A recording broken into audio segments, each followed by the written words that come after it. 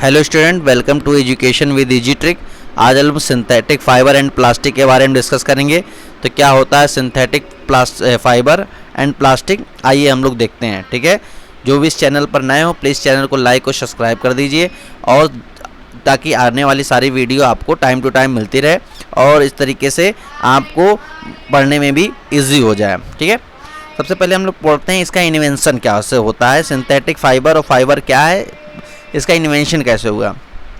तो invention of cloth milestone in the story of civilization, मतलब कि क्या है कि जो कपड़ों का शुरुआत, जो कपड़ी थी, कपड़ों की शुरुआत वो एक तरह से मील का पत्थर था, उसका आविष्कार एक मील का पत्थर हो गया था। मतलब कि शुरुआत में पहले इसको कोई नहीं जानता था कि कपड़े कैसे होते हैं, इसको कैसे मतलब कहाँ से आते हैं, इसको कैसे बनाया जाए और कैसे पहना जाए। Prehistoric people use leaves and animal skin to cover their bodies, पहले के जो लोग थे वो क्या बोलते हैं अपने स्किन को ढकने के लिए वो क्या करते थे कि जानवरों की खाल या पत्तों का इस्तेमाल करते थे। ठीक है, now day it is impossible to imagine our existence without cloth, और आज के समय में बिना कपड़ों के तो हम लोग भैया सोच भी नहीं सकते हैं। ठीक है, आप खुद सोच के देखिए, बिना कपड़ों के मतलब कि कोई लाइफ ही नहीं है। ठीक है, every cloth is made up of fibres, जितने भी जो क्लॉथ होते हैं वो फाइबर से बने होते हैं, रेशम से बने होते हैं, रेसे से बने होते हैं। ठीक है, a fibre is a basic unit of fabric, जो फाइबर होता है वो कपड़े की बेसिक यूनिट होती है। जो रेशा, फाइबर को बोलते हैं रेशा, रेशा किसी कपड़े की क्या होती है, धागा भी बोल सकते हैं। ये क्या होता है, ये किसी भी कपड़े की बेसिक यूनिट होती है। It A fibre is a kind of thread which is strong and flexible enough to make cloths, nets, ropes, shirts, sarees, cottons etc. ठीक है, तो जो फाइबर की जो क्वालिटी होती है वो कितना स्ट्रांग है, कितना फ्लेक्सिबल है, उसके आधार पर हम लोग कपड़े बनाते हैं, जाल बनाते हैं, रस्सियाँ बनाते हैं, शर्ट बनाते हैं, साड़ी बनाते हैं और सारे कपड़े बनाते हैं। ठीक है, पर्दे बनाते हैं, कर्टन्स में इसका तो पर्दे बनाते हैं।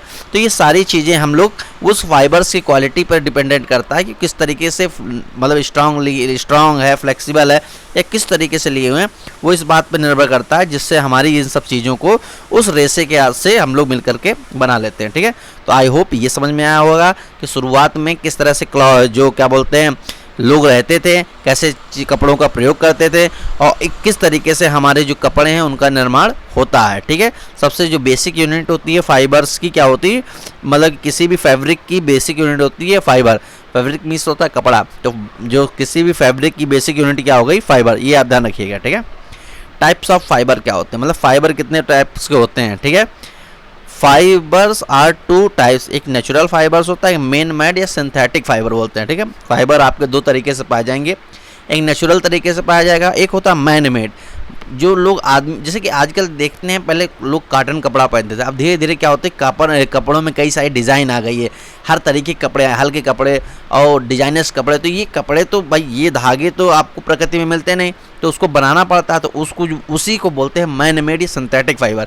मतलब क्वालिटी को क्या बोलते हैं, कहीं से भी उस क्या प्लास्टिक से किसी चीज़ से उसको हम लोग क्या बोलते हैं उस कृत्रिम धागों का निर्माण करते हैं, या आप बोलते हैं ये सिंथेटिक थ्रेड्स का निर्माण करते हैं, जिसकी वजह से हमारे जो अलग कपड़े बनते हैं, वो आजकल कपड़े होते फटते भी नहीं हैं, टूटते भी नहीं, उनके धागे तोड़ना भी मुश्किल होता है, क्योंकि वो सब सिंथेटिक बने होते हैं, प्लास्टिक फाइबर होते हैं, उनको तोड़ना भी इतना आसान काम नहीं होता, जबकि साधारण धागे यार आसानी से टूट जाते हैं।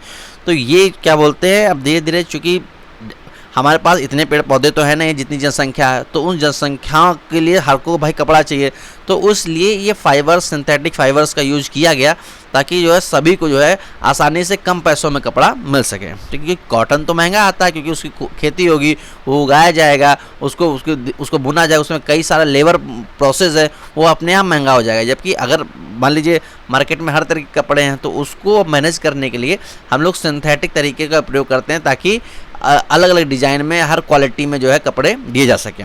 ठीक है, टाइप्स ऑफ फाइबर्स क्या होते हैं, फाइबर दो टाइप्स के होते हैं, natural fibres and man made fibre. Natural fibres क्या होता है, बस जो प्रकृति में पाया जाए fibre. This fibre obtain from the natural source, वो जो फाइबर जो नेचुरल सोर्स है, मतलब पेड़ पौधों से या जानवरों से प्राप्त होते हैं, उसे हम नेचुरल फाइबर्स बोलते हैं।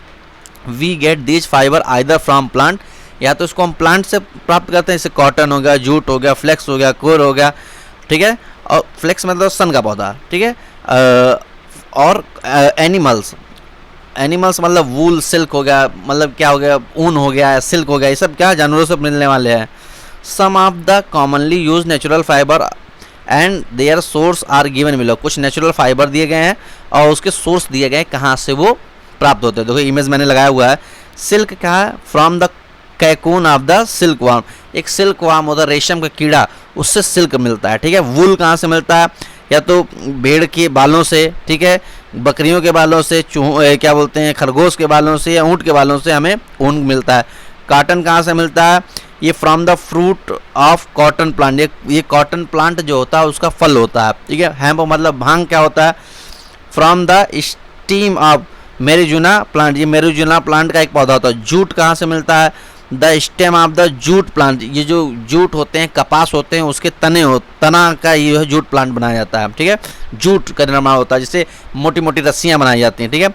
लिनन कहाँ होता है, ये फ्लेक्स प्लांट से बनते हैं, मतलब सन का पौधा होता है, उससे जो है लिनन कपड़ा बनाया जाता है। जैसे कॉटन देखिए, वूल, सिल्क, मैंने इस तरीके से देखिए नेचुरल फाइबर बना रखा है, ठीक है। इस तरीके से कई सारे इमेज में मैंने बना रखे हैं। नेचुरल फाइबर के फ्लेक्स कैसे बनना है, हेम फाइबर्स कैसे बनना है, और केनाफ फाइबर्स कैसे में, EFB फाइबर्स कैसे, मैंने कोयर फाइबर्स कैसे बनना है। तो सारे फाइबर्स के मैंने देखिए इमेज आपको बना रखे हैं ताकि आपको अच्छे से समझ में आए। सिंथेटिक फाइबर क्या होता है, मतलब कृत्रिम fibres, those fibre which are made by humans being. हमने बताया कि भाई जनसंख्या बहुत है और उतने पेड़ पौधे और उतने जानवरों की संख्या तो हमारे पास है नहीं जितने कपड़े हम अवेलेबल करा सके, तो हमें किसी न किसी तरीके से अदर सोर्स पर डिपेंडेंट होना ही पड़ेगा कपड़ों के लिए। तो इसलिए जो है नेचुरल फाइबर्स तो थे ही, साथ साथ हमें सिंथेटिक फाइबर्स बनाने पड़े ताकि सभी को हम लोग कपड़ा उपलब्ध करा जा सकते हैं, ठीक है। तो दो fibre which are man made, जो फाइबर मैन मेड हो और इंडस्ट्री में बन रहे हो, ठीक है, with the help of chemical petroleum products, जो केमिकल और पेट्रोलियम प्रोडक्ट से मिलकर बन रहे हो उन्हें सिंथेटिक फाइबर या मैन मेड फाइबर बोलते हैं। जैसे कि rayon, nylon, polyester etcetera are some common synthetic fibre. कुछ कॉमन जैसे रेयान होता है, नायलॉन होता है, पॉलिस्टर होता है, टेरिलिन होता है, ठीक है। ये सब पेट्रोलियम और क्या बोलते हैं, ये पेट्रोलियम से या केमिकली पदार्थों से मिलकर के बने होते हैं। तो ये सब इमेज है, ये आप इसको टेरिलिन हो गया, नायलॉन हो गया, पॉलिस्टर हो गया, रेयान हो गया, देखिए रेयान, नायलॉन, पॉलिस्टर, एरिस्लिक, तो ये कुछ होता है सिंथेटिक फाइबर। तो आई होप आपको नेचुरल फाइबर और सिंथेटिक फाइबर अच्छे से क्लियर हो गया। नेचुरल फाइबर में जो नेचर से प्राप्त हो, सिंथेटिक फाइबर मतलब जो मैन मेड फाइबर हो, ठीक है। आप इसके एग्जाम्पल पढ़ लेंगे। और सब ये नेचुरल फाइबर्स और क्या बोलते हैं आर्टिफिशियल फाइबर्स हमेशा आता है, तो आप इसको पढ़ लेंगे, ये आपका बिल्कुल डाउट क्लियर हो जाएगा। तो thank you friend for watching this video. जो भी फ्रेंड्स चैनल को लाइक और सब्सक्राइब नहीं किए हैं, प्लीज़ चैनल को लाइक और सब्सक्राइब जरूर कर दें। Thank you.